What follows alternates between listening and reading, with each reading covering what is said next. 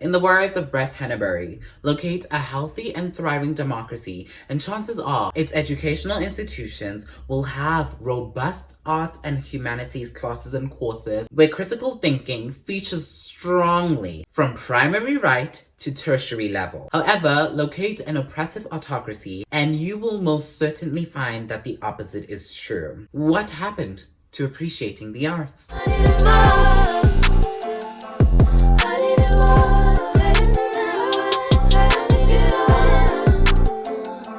Warmest greetings, Bandannas. I, Khumo Markham, welcome you to another film of mine here on the platform of YouTube, where the general public observes me articulate thoughts that cross my mind, and I'm frankly very appreciative of that. In today's film, we shall be discussing the recent decline in humanities, especially in universities, how we got here, and why we should prevent the continuation of this. So if I have piqued your interest, and without further ado, let's get on with the video.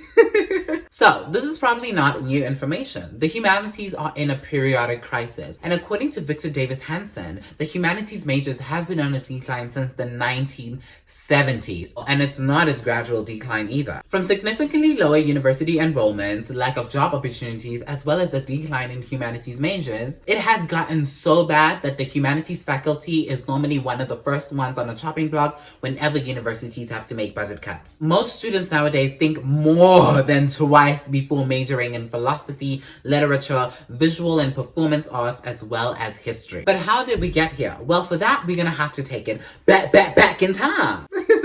Actually, we're not taking it back in time this video, but we are going to explore a few reasons. Well, for starters, society's lack of appreciation for the arts. It is no secret that now more than ever before, universities are becoming corporate boot camps, churning out more productive science, technology, engineering, and mathematics students. #STEM, ooh. And schools are rapidly adapting to the very same systems. My high school is a great example of this. In the FET phase, which is essentially the 10th to 12th grade, we only had two study options. It was either the maths and sciences or computers and business. You can play around with all of them, but you were going to end up with one of the two or in both, with no in between, even though a majority of us have proven to be creatives in the earlier grades. We live in a society today. Whoa! Am I sure I'm the one who wrote the script? We live in a society today that prioritizes functionality over everything else. This is why most educational institutions today put emphasis on STEM majors and subjects. Rightfully so, because STEM is a crucial element for society's advancement. However, we are conditioned from a very early age that pursuing a career in anything other than STEM is extremely bad and very frowned upon. Brown and black kids, are you triggered yet? Society sees the liberal arts as inferior, that it contributes nothing to our daily lives. A doctor and an artist could literally be both successful millionaires in their respective fields. However, people will respect the doctor more, as their occupation is deemed more valuable in today's digital economy and culture. The rise in the cost of living, accompanied by the scarcity of job opportunities in the arts field, are also major contributing factors. University is expensive, from ridiculous tuition costs, high study material prices, increasing rental and food prices. Trust me when I say cash-strapped students are not going to enroll in a major that does not increase their job prospect. Unless you're fortunate to get funding, whether in the form of a bursary or scholarship, thinking about how you are going to pay back those high-interest student loans in an unpredictable field like the arts can be a daunting experience and motivation to stay away from the field. The peak of the sea panorama that we went through demonstrated this perfectly. A lot of entertainment outlets were shut down, leaving most singers, dancers, actors, or other forms of artists jobless with little to no government support. A lot of companies have also stopped funding liberal arts students as they feel like they're not getting return on investment or producing job-ready graduates. So good luck trying to find a decent bursary or scholarship in that field. I think the majority of us fail to understand that not everybody is capable of being in STEM, and not everybody wants to do business either. The liberal arts are a perfect middle ground for the two. I have so many creative friends doing serious degrees in university right now because they were told that it is a better way to make a living. Myself included. Growing up, I always had this huge passion, still do, for fashion, music, art, history, poetry, acting, and I even won numerous academic awards in those areas. Who would have ever thought that Khumo would now be studying marketing because it's one of the only careers that allow for creativity in the corporate world? I would would rather be literally doing anything creative with my time. Recently, there have been a number of talks about how to save the humanities, and one of the things that came out of that discourse was STEAM. So STEAM is basically STEM, but with art integrated into it. According to the conversation, creative skills and knowledge of the arts, such as design, writing, and history, help STEM employees solve problems in more innovative ways.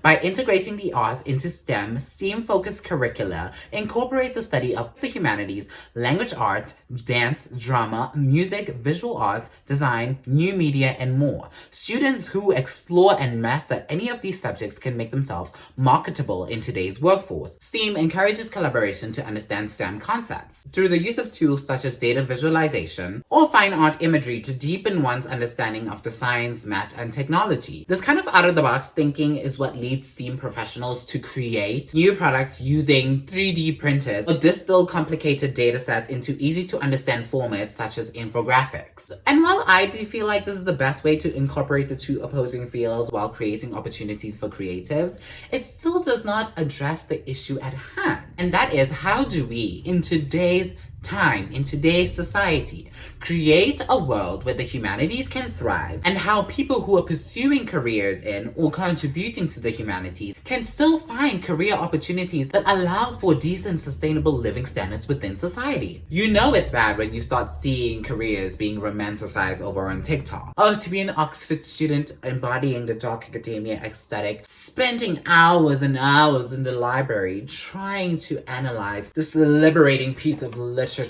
assigned to me by my professors. In a world where money is no problem because I know daddy has got my back. Cheers. The amount of TikTok videos I've seen of people wishing they were studying something in the creative field is crazy. And the amount of videos of people who are in that field being discredited by the general public is insane. People get comments like, "You're wasting your time getting that degree. Oh, it must be so easy to get that degree. Oh, let's compare salaries and see if that degree is really worth it. Or you could have been doing something so much better with your time." It's absolutely mind-blowing, and it demonstrates how low we deem humanities as a society. Aesthetics like dark academia, light academia, cottagecore all stem from the wanting to be in these creative spaces. This video was actually inspired by R.C. Waldun's video where he spoke about the dangers of romanticizing the liberal arts, and I absolutely loved his video. His entire channel is so amazing. I absolutely love his videos. It's so refreshing to see somebody who's actually in that field tell you about the experiences in that field. I will leave the link down below. The humanities encompass a range of human thought and creativity, including languages, religion, philosophy, and a broad spectrum of the arts. Humanities education explores the commonalities and differences in self-expression that humans have exhibited for ages and continue to demonstrate today. The humanities have always been and will continue to be the basis of human cultures and source of our perceptions of different cultures. The arts and the humanities teach us about who we are and what we can be. They add color to this dull world of ours, for God's sake. And instead of teaching us to think outside of the box, they allow us to get rid of the box completely, enabling us to thrive. We need to start recognizing how important the arts field is. As Dr. David Roy said, English is not just about teaching literature, but teaching ways of thinking and caring. History is not about just teaching facts. It's about learning from the past and questioning how we look at the past so we can have a better present and create a good future. A society that repeatedly undermines the humanities will not only preside over its dead as a vibrant and important locus of research and innovation, but will also be a society that presides over its own dissolution. As many studies the world over have shown, a healthy humanities sector is necessary for a healthy society, and in extremis, its very own preservation. We need more universities to start appreciating the humanities faculties. We need them to start creating more job opportunities within the institution and encouraging more creative outlets, as well as introducing more majors within the humanities field. We need more job opportunities for people in the humanities field, as well as security, because they need to know that if another panorama is to hit again, their livelihoods will not be compromised. We need to start encouraging more creativity in the world. I don't know about y'all, But I'm feeling like everybody is doing the exact same thing. Humans are such predictable beings. Like, we're so easy to fit in a mold, and all of us are so easy in adopting these caricatures of what we should be. I want us to start appreciating the arts. I want us to start celebrating it. It's very important for our human well-being. And, you know, I love STEM. Hashtag STEM. I love STEM, but a world cannot thrive on just science. We're not automated beings. We're human beings. Let's start being that. And that is it for this week's video. I hope you learned a little bit of something. I hope you enjoyed. I did try to keep it very brief, so I did not include much stats or any of that, but I will leave all of my sources down below. They are very detailed and interesting reads that I would really appreciate if you explore. And I just wanted to say that this video was really inspired by me visiting the military museum last week. If you have not seen that vlog yet, I would encourage you to. Please do leave your comments down below, and I will see you in the next one. And remember, if you do not slay, you do not stay. Period, my darlings. Ciao.